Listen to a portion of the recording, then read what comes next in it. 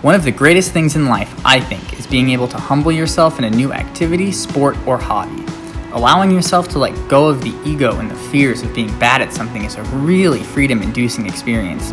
The first step at being really good at something is being really bad at it. When it came to speed flying, it's a lot harder to ease your way in.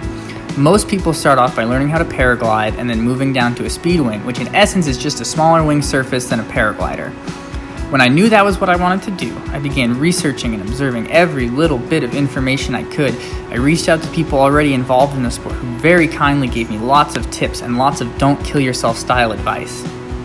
Safety is my number one concern when doing anything, and when it came to speed flying, there's really only so much you can do before you just have to run and jump.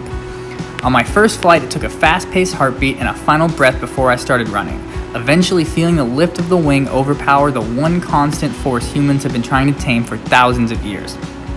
When I touched down and landed, and I did stick the landing, it was a wash of emotions. So much joy, so much happiness, and such freedom knowing what I could accomplish just by sticking to it.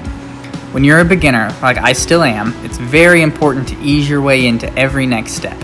Oftentimes, a false sense of security can be formed by a thick wall of ignorance, so it is crucial in everything you do to keep an open mind, explore new ways of doing things, and always be hungry and ready to accept new information with a smile.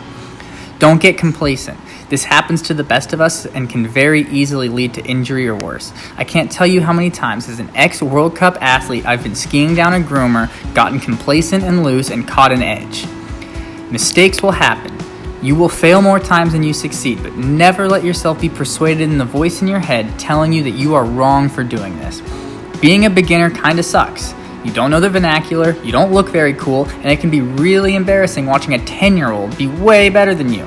But no matter how old you are, just know that being a beginner is a very, very rewarding place to start.